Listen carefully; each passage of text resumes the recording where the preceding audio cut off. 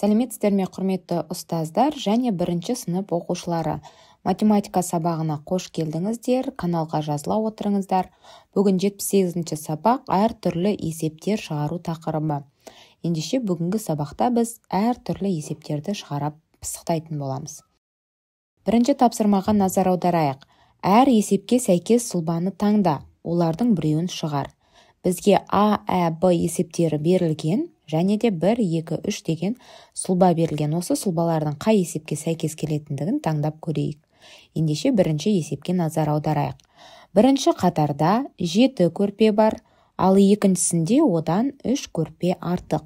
Екінші қатарда неше көрпе бар? Кәнекей, бірінші қатардағы көрпені санайық. 1, 2, 3, 4, 5, 6, 7. Екінші қатардағы көрпеміз белгісіз, бірақ ол біріншіге қарағанда 3-і артық екен. Ендеше сұлбаға назар аударайық, қай сұлба бізге сәйкес келуі мүмкін? Я, дұрыс айтасыңдар, екінші сұлба бізге сәйкес келеді. Себебі бұл жерде белгілі. Бірінші қатар 7 көрпе, екінші қатарымыз жасыл түспен белгілейміз. Бұл бізде белгісіз, бірақ 3-і артық. Артық десе қандай амал қолданатын едік? Дұрыс, қосу амалы 7-ге 3-ті қосамыз, 10, яғни бізде екінші қатарда 10 көрпе бар. Тамаша, енді екінші Ә есебіне назар аударайық. Бірінші үстелде 6 кесе, ал екіншісінде 8 кесе тұр. Екінші үстелдегі кесенің нешеуі артық? Санап көрейік, бірінші үстелде бізде 1, 2, 3, 4, 5, 6 кесе. Екінші үстелде санайық 1, 2, 3, 4, 5, 6, 7, 8 кесе бар екен. Енді сұрақ мынандай, осы 8 кесенің 6 кеседен нешеуі артық? Қалай ойлайсыңдар? Және бұл қай сұлбаға сәйкес келеді? Дұрыс тауып отырсыңдар, бұл бізде бірінші сұлба. Ендеше сандық деректермен толтырайық. Бірінші қызыл түсті бұл бізде бірінші үстелдегі кеселер саны 6, жасыл түсті. Екіншісі жасыл түсті бұл 8 кесе. Нешеуі артық? Нешеуі артық екенін табу үшін үлкен саннан кіші санды азайтамыз. Яғни 8-ден 6-ны азайтамыз 2. Сонда екінші үстелдегі кеселердің екеуі артық екен. Үшінші тапсырмамыз, Б тапсырмасы, бұл әрине белгілі. Үшінші сұлбаға сәйкес келеді. Әжем көрпеге 40 сары ою, одан 20 кем қызыл ою тікті. Ол неше қызыл ою тікті? Жасыл түспен біз сары оюды белгілейміз. Қызыл түспен біз білмейміз. Қызыл түсті көрпелердің ойуы қанша екен? Бірақ ол 20 кем. Яғни 40-тан 20 кем болатын болса, ол бізде 40 азайту 20 тең 20. Ол неше қызыл ою тіккен екен? 20 қызыл ою тіккен екен. Тамаша.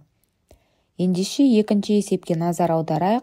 Есептерді оқы, сұлбаға сәйкес келетін есепті таңдап оны шығар. Кері есеп құрастырып жаз және оны шығар.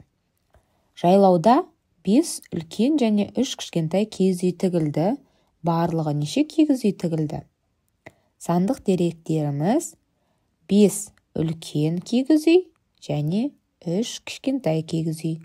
Барлығын табу үшін біз 5-ке қосамыз 3-ті. Тең болады 8. Бұл сұлбаға сәйкес келе ме? Дұрыс айтасыңдар, бұл сұлбаға сәйкес келмейді екен. Келесі екінші Ә нұсқасын оқып көрейік. Жайлауда 5 үлкен, одан 2 кем кішкентай киіз үй тігілді. Неше кішкентай киіз үй тігілді? Белгілі, 5 үлкен киіз үй, ал кішкентай үйіміз белгісіз. 2 кем дейді. Сұлбаға сәйкес келе ме? Дұрыс айтасыңдар, сұлбаға сәйкес келіп отыр. 5 азайту 2 тең болады 3. Яғни кішкентай киіз үйіміз 3 екендігі белгілі болды. Үшінші тапсырма, барлық сызық түрлерін ата, кесіндінің ұзындығын өлше. Кәнекей, сызық түрлерін есімізге түсіріп көрейік. Бірінші тұрған бұл бізде түзу, екінші сәуле. Тағы да сәуле бар ма екен? Дұрыс айтасыңдар, бізде сәуле, екеу, үшеу.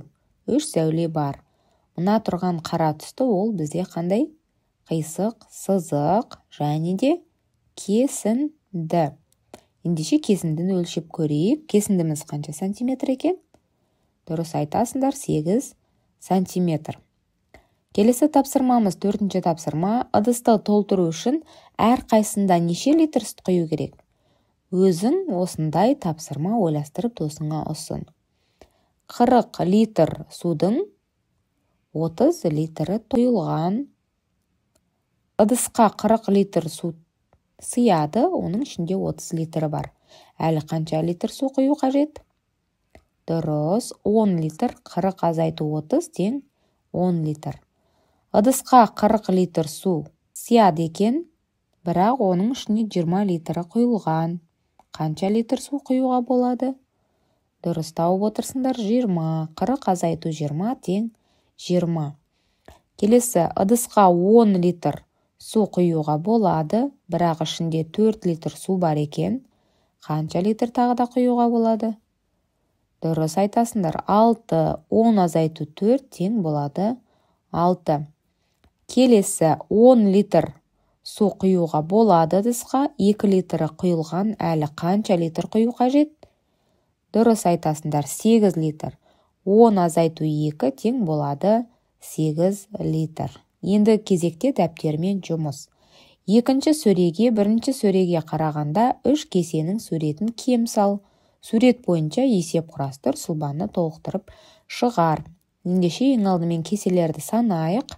1, 2, 3, 4, 5, 6, 7, 8. Бұл бізде бірінші сөредегі кеселер саны.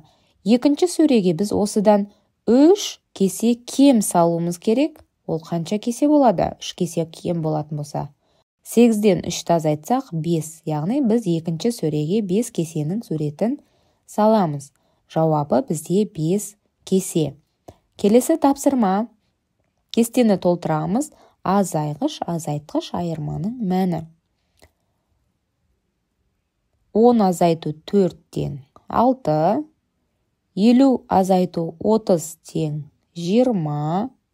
100 азайту 90 тең болады 10. 70 қосу 20 болады 90. 20 қосу 60 болады 80. 70 азайту 30 болады 40.